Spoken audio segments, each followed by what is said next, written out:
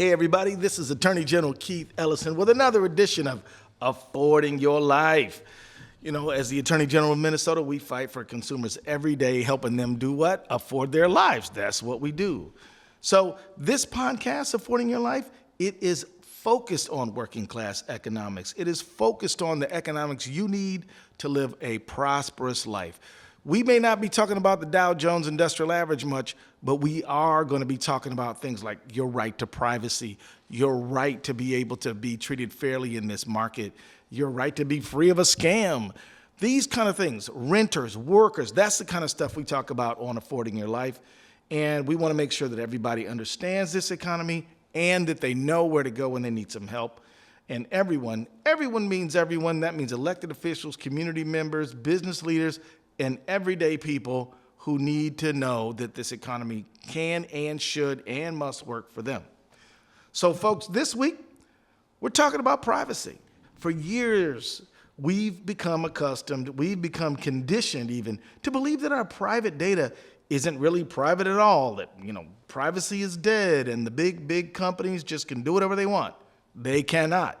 When we wear a smartwatch, don't you know, or turn on a GPS tracking on our phones, or use a web browser, or sign up for an email newsletter, we generate private, sensitive data. Companies have been free to buy and sell that data without our permission, and that ain't right. They sell it without our knowledge. They sell it without any mechanism for us to make them stop, until now. The Minnesota Consumer Data Privacy Act, which went into effect on July 31st, the MCDPA is designed to help safeguard consumers' data and your right to privacy. It provides Minnesotans the power to control how to use their data, and it gives Minnesotans the power to control how the data is used by companies and other parties. So we're going to talk about the MCDPA today, what it means for you.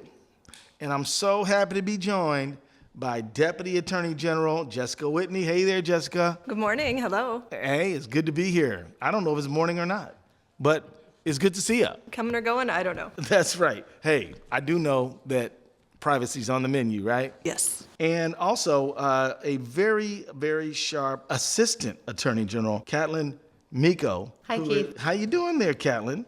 Good. Catlin, you put in a lot of work on this thing. Talk about that. You worked with a very important state legislator, Steve Elkins, who did a wonderful job on this. But talk a little bit about the work that you did on this matter. Sure.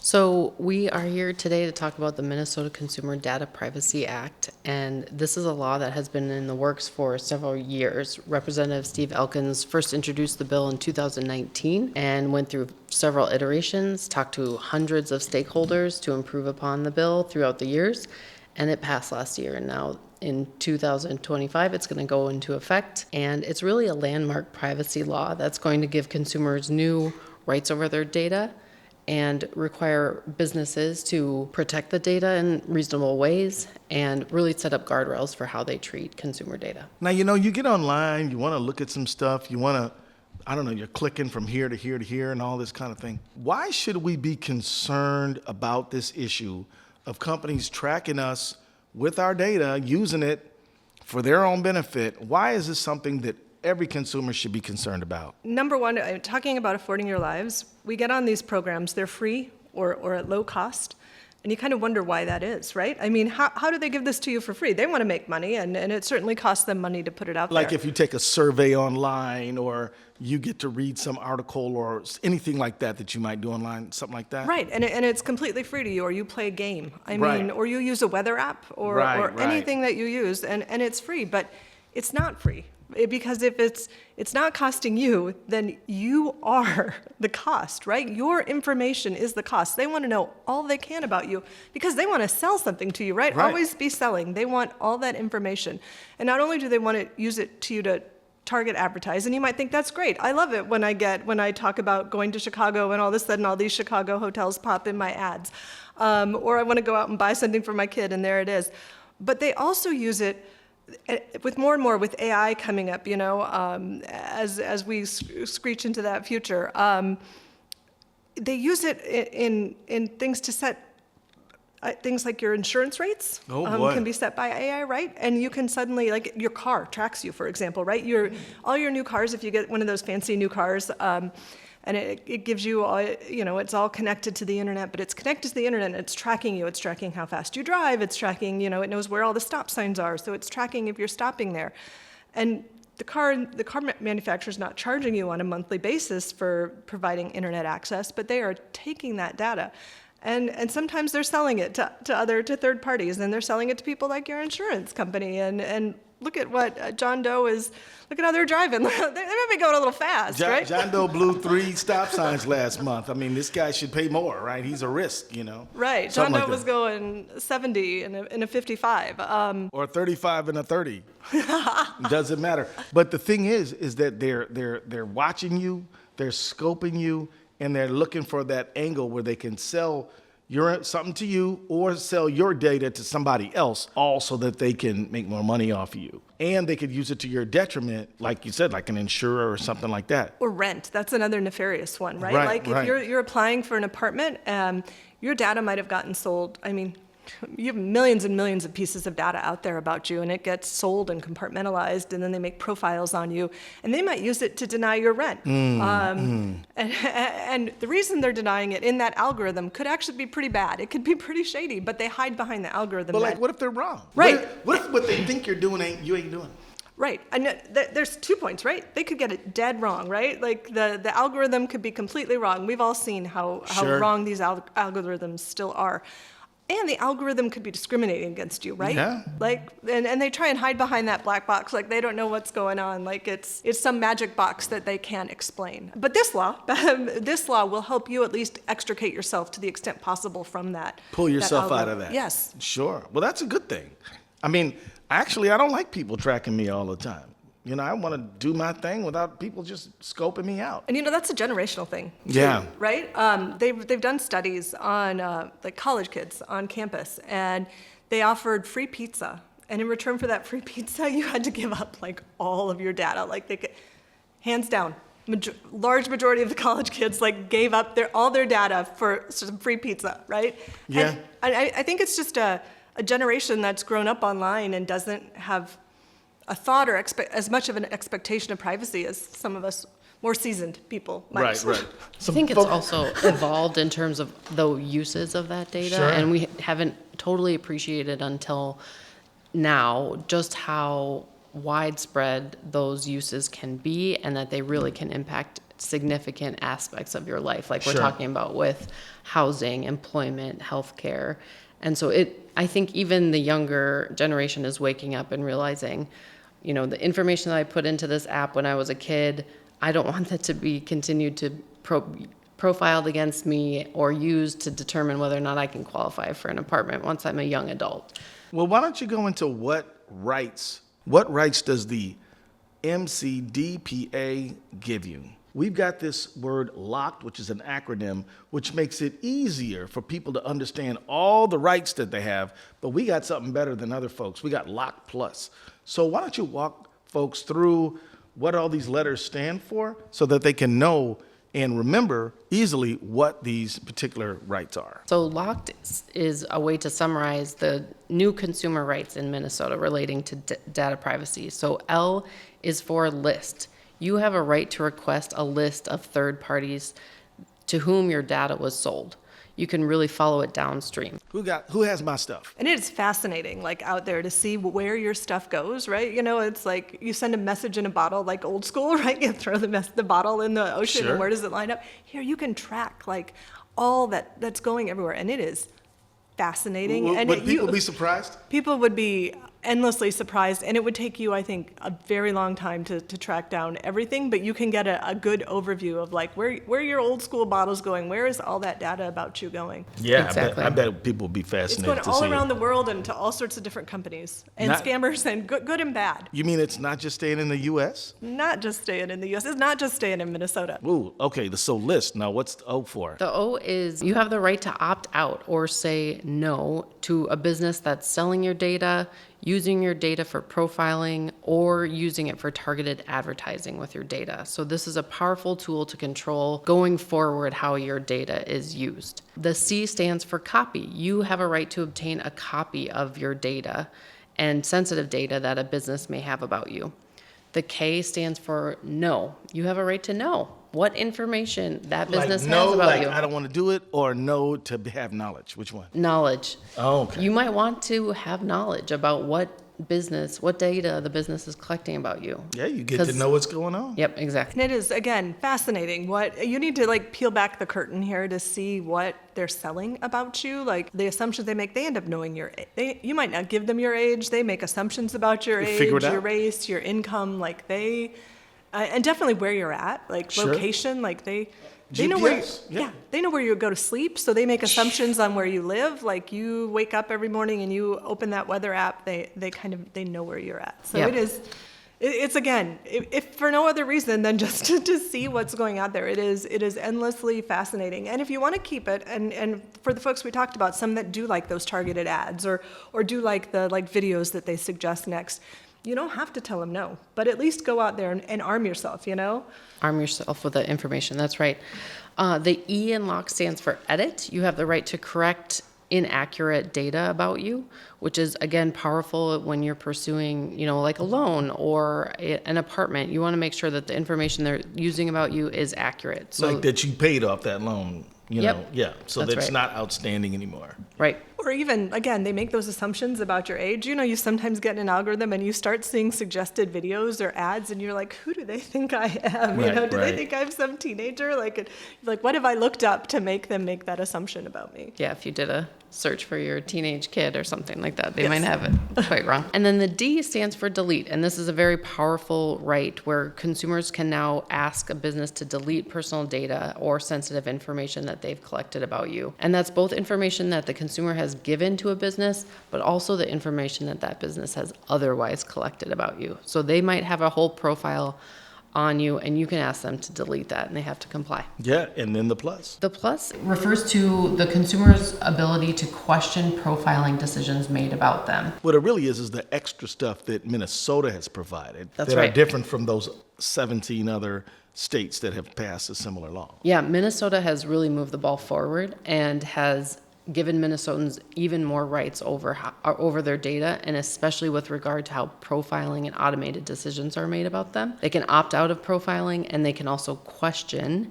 those results and correct any inaccuracies and have them redone if necessary. And that gets to the affording your life piece, right? Why did you deny me that apartment? Why is my insurance premium going up? What did you decide about me? Why is my credit score, in Representative Elkins' case, why do I have that one credit score that's down and it's costing me more money to get a loan?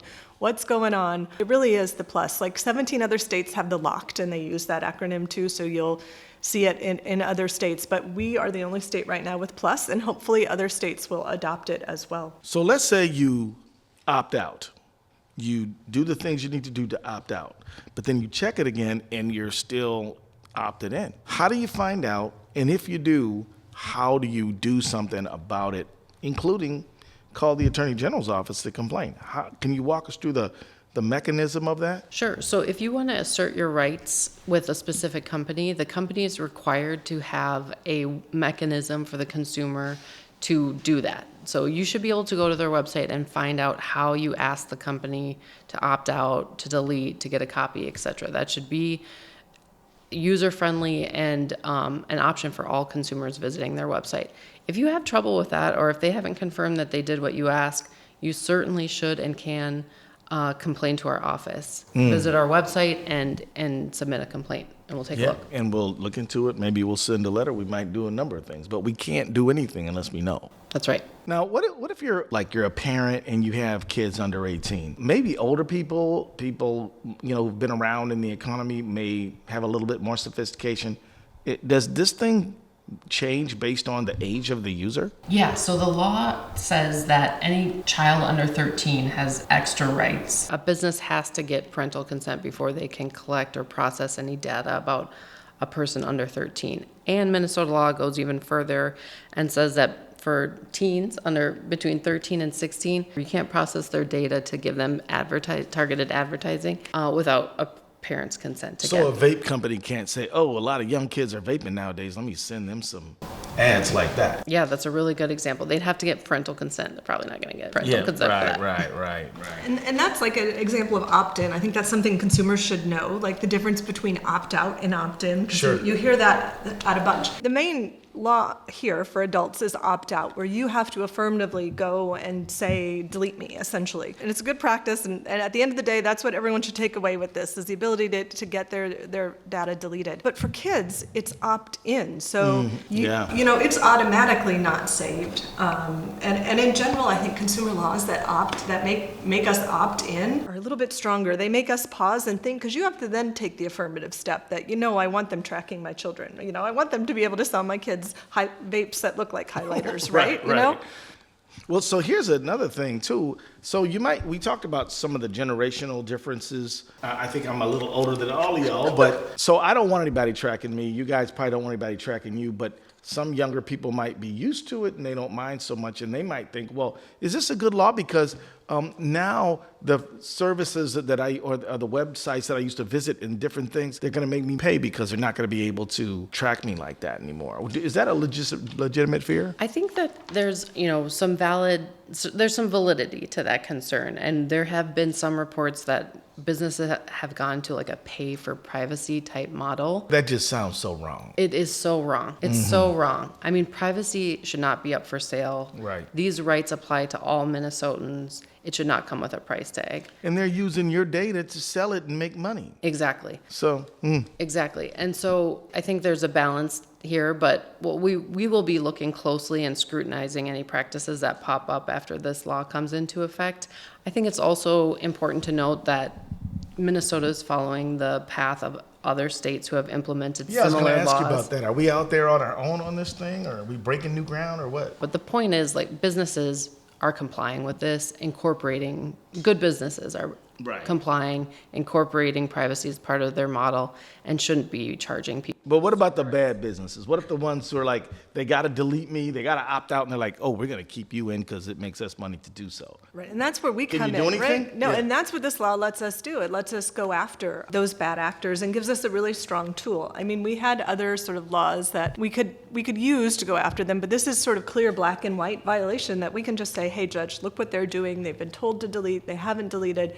They're selling this information. They're getting money, and it's harming people, right? It's potentially providing misinformation. It's making people pay more here or there. It's denying people services. Even something simple as Representative Elkins likes to tell this story, but this plus part of the law, his credit scores, there are 3 major credit reporting bureaus, Right. and you can get your free credit report once a year from each 3 bureaus. I highly recommend you do it every quarter. You hop credit reporting bureaus. But he was checking his credit like he should, and he found one bureau was significantly lower than the other 2 credit bureaus.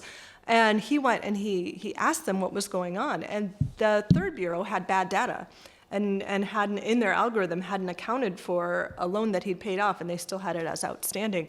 And he was able to get it changed, right? This law should make that easier for someone. You shouldn't have to be as sophisticated as Representative Elkins, but it shows like that was harming him and hurting his loan prospects, right? And this plus will let you do that.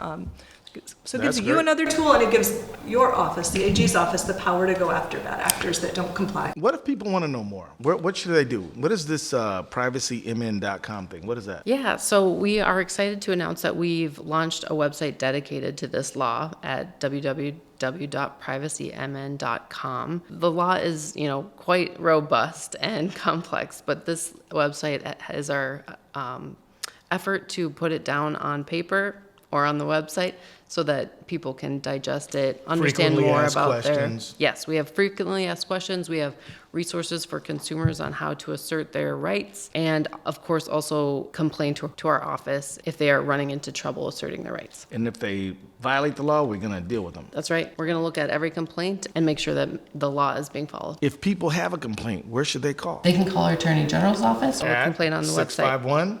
651-296 3353. There we go. Okay, Thanks, Keith. give us a call. Or you can go on the website, and you can file a complaint right on the website. So we want you to encourage you to do that. And that's at like ag.state.mn.us. Perfect. Is that right? That's right. You know, I really want to thank you guys. Is there anything I left out? Anything else anybody should know? I think we covered it.